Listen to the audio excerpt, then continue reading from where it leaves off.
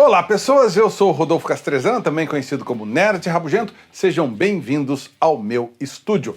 E antes de qualquer coisa eu preciso dizer que eu tô com essa cara de doente porque eu tô resfriado, não é Covid, nem é o vírus lá da corporação Umbrella, é só resfriado mesmo. Então não estranhe se eu tivesse meio fanho. Mas vamos lá.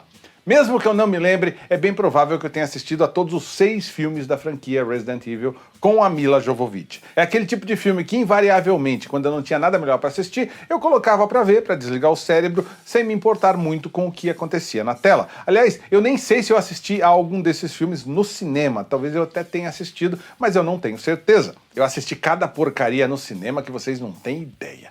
Uma curiosidade, Resident Evil tá no livro dos recordes como a franquia de videogame com mais adaptações para o cinema. Além dos filmes, eu assisti ainda uns 2 episódios da série animada japonesa Resident Evil no Escuro Absoluto de 2021. Aquilo lá sim, coisa difícil de assistir. Em relação aos jogos, a última vez que eu joguei algum jogo da franquia foi no bom e velho Nintendo 64 e faz muito tempo. Ou seja, eu tô longe de ser um fã de Resident Evil. E eu tenho ciência de que quem realmente gosta dos filmes só gosta porque era muito novo quando assistiu. Mas a marca Resident Evil é muito forte. Não importa o quão ruim tenham sido os filmes e séries, sempre tem alguma coisa nova para ser lançada. E na semana passada eu vi o reboot Resident Evil, Bem-vindo a Raccoon City, e eu vou aproveitar este vídeo e eu vou fazer uma crítica rápida dele. Mas eu tô aqui para falar sobre a nova série Resident Evil, que acabou de sair na Netflix, e que os fãs estão dizendo que é a pior coisa já feita dentro da franquia Resident Evil. O que eu acho meio difícil, pois a franquia tem uns filmes horrorosos. Lembrando que eu não sou gamer, então eu tô aqui para analisar a qualidade do filme e da série enquanto filme e série, não enquanto adaptação, até porque todo mundo sabe que não existe uma adaptação de videogame boa.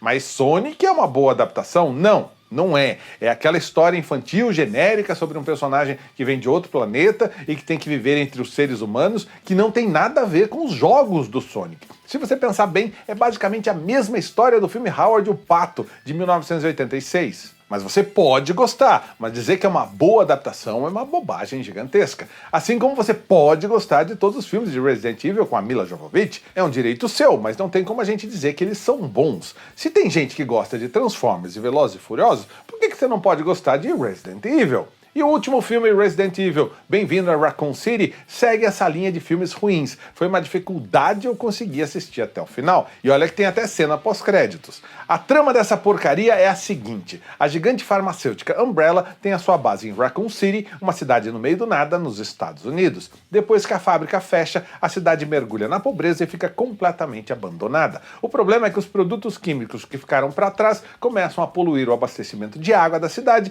e os moradores que sobraram começam a se transformar em seres assustadores. Eis que a nossa heroína Claire decide voltar para a cidade para visitar o irmão no pior momento possível.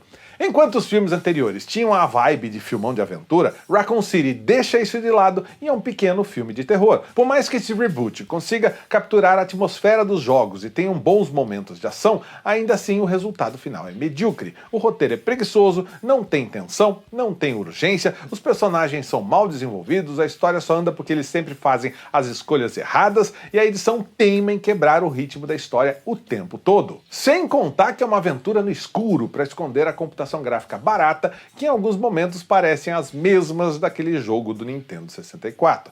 Resident Evil Bem-vindo a Raccoon City tinha tudo para ser uma boa adaptação para os fãs dos jogos se deliciarem, mas não é.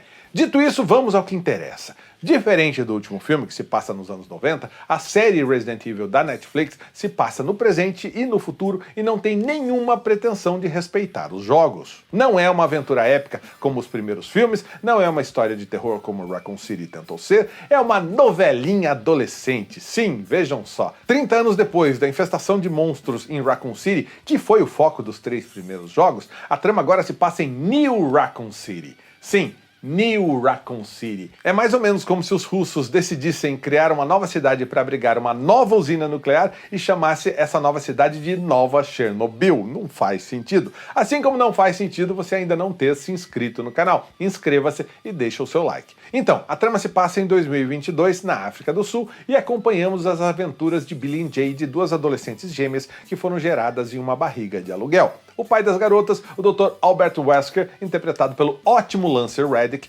que eu gostaria muito que fosse chamado para ser o novo Professor Xavier, ia ser bem legal, é o principal cientista da corporação Umbrella. Ele é um homem cercado de mistérios e segredos, e a mega corporação está prestes a lançar uma nova arma biológica. Isso acontece na linha do tempo de 2022, mas a série tem duas linhas do tempo, e em 2036, a Jade mais velha está no olho do furacão, tentando escapar da horda de zumbis infectados e da corporação que está atrás dela.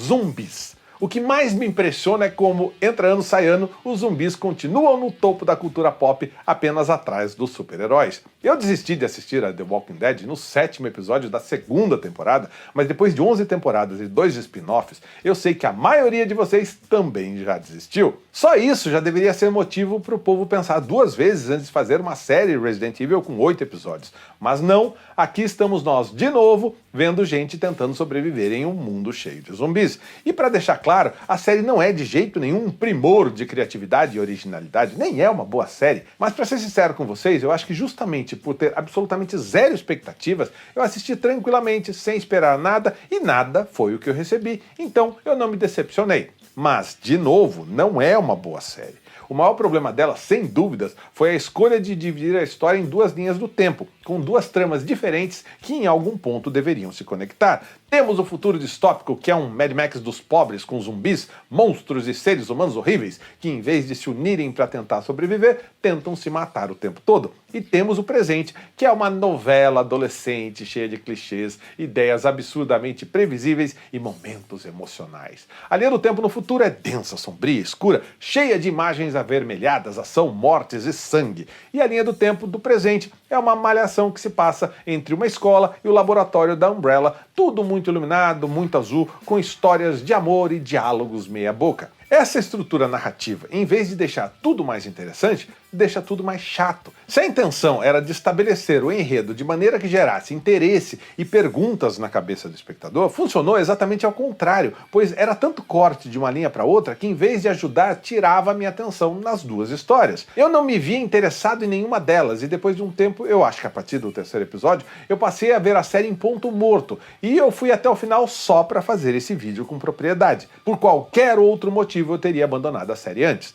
Resident Evil tem lá suas ambições, tem lá seus momentos, tá longe de ser a pior coisa dentro da franquia, e eu realmente não entendo o que os fãs dizem que os filmes eram melhores. Não eram, tem uns lá inassistíveis, pelo amor de Deus. O maior problema da série é que, em vez de contar uma boa história, conta duas histórias ruins. Se você começou a assistir e parou, ou se você ainda nem começou a assistir, a dica que eu dou é pule direto para os 2 últimos episódios. Não, eles não salvam a série, mas pela curiosidade é bem possível que você se divirta com eles, ainda mais se você não estiver esperando muita coisa. Essas 2 horas finais entregam tudo o que nenhum dos episódios anteriores entregou, abraça o absurdo e a loucura e dão espaço para o melhor ator da série brilhar. Lance Reddick rouba a cena e, sinceramente, eu assistiria facilmente a um spin-off de Resident Evil só com o personagem dele. Se ia ser bom, provavelmente não. Não tem nada de bom nessa franquia, mas pelo menos ele iria se divertir muito.